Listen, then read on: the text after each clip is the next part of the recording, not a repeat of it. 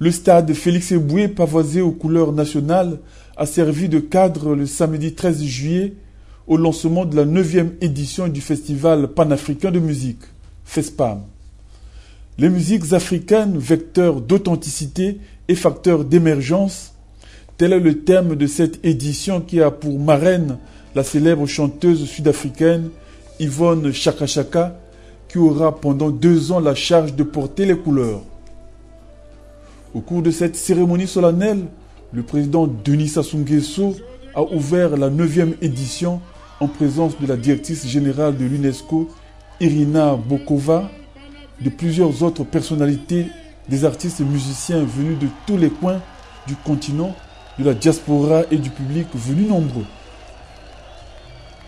À cette occasion, le ministre de la Culture et des Arts, Jean-Claude Gakosso, a rendu un vibrant hommage à Nelson Mandela ainsi qu'aux 7 victimes de la 8e édition.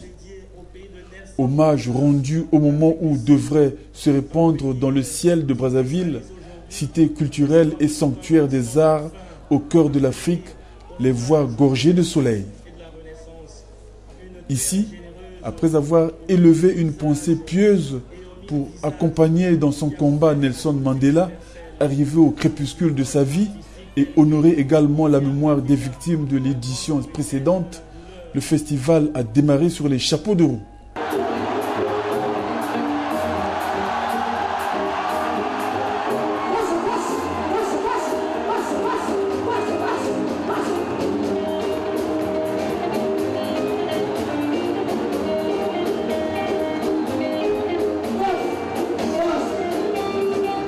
Entre-temps, la directrice générale de l'UNESCO a salué la créativité africaine, symbole du pouvoir de la culture qui conduit à l'intégration régionale.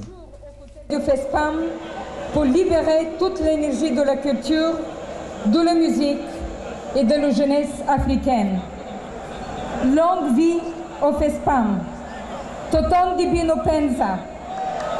Matondo mingui.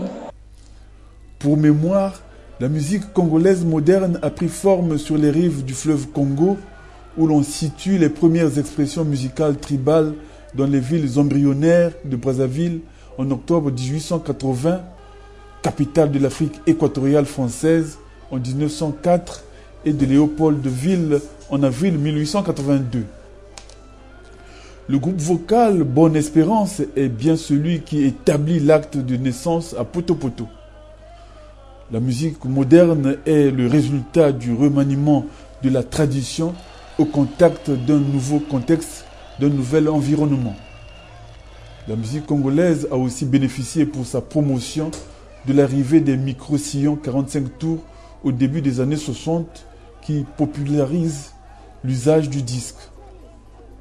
Quant à l'âge d'or des civilisations africaines, il révèle une richesse, un déploiement impressionnant de faste soutenu par un art de haute tenue. C'est le cas dans l'Égypte antique, il y a 4000 ans, des sons de la harpe qu'on peut observer dans les peintures gravées sur les parois des tombes des pharaons et des dignitaires.